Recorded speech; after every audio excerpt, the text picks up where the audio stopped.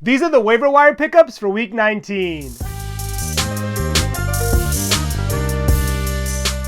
First up is Toumani Camara. Camara has been stuffing the stat sheet for about a month now, and he is looking like a league winner. Over his past 13 games, he's averaged nearly 13 points, 7 rebounds, 2 assists, 1.6 steals, 0.8 blocks, 1.7 3-pointers, and is shot at 55% from the field. Good enough for top 50 value in 9 category leagues. He's also quietly closing in on the top 100 for the season, and there's little reason to believe that his strong play won't continue. While he is a bit capped as a scorer, he more than makes up for it with his ability to rebound, play defense, and knock down threes. With the Trailblazers in full-on development mode, Camara has the makings of a prime silly season candidate. He's somehow only rostered in 36% of Yahoo leagues, and if you're looking for a versatile wing that can be inserted into multiple positions, I would not hesitate to pick him up. Number 2 on the list is Royce O'Neal. In the midst of the Phoenix Suns losing 7 of their last 8 games, O'Neal has been somewhat of a bright spot, playing arguably the best ball of his Phoenix Suns career.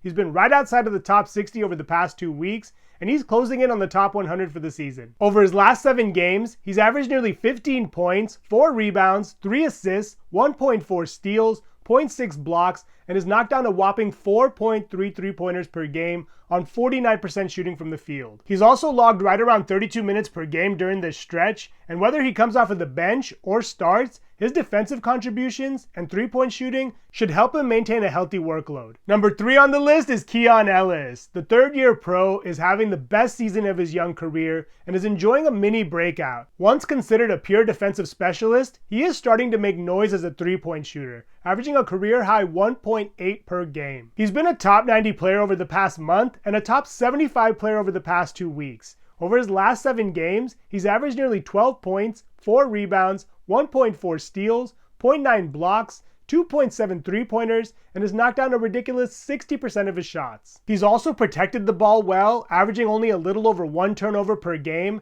and while he may not crack the 30-minute mark most nights, his defensive contributions and ability to hit threes make him a pickup in every format. Number 4 on the list is Jose Alvarado. Since DeJounte Murray was lost for the season to a torn Achilles at the end of January, Alvarado has seen a nice boost. He started the last 4 games, and over his last 6 games, he's averaged nearly 12 points, 3 rebounds, 6 assists, 1.5 steals, and has knocked down 2.3 3-pointers per game. While his role may fluctuate and his shooting percentage could be better, he should prove to be a steady source of assists, steals, and 3-pointers the rest of the way, making him an excellent pickup as a specialist in category formats. Number 5 on the list is Gary Trent Jr. The veteran sharpshooter has quietly been a top 100 player over the past 2 weeks, averaging nearly 15 points, 3 assists, 1.6 steals, and has knocked down 3.4 3-pointers per game. With Bobby Portis suspended for the next 25 games, and the Bucks not having the deepest bench, they will likely lean into Trent's scoring ability for the foreseeable future. Just bear in mind that he is shooting at 44% from the field on the season,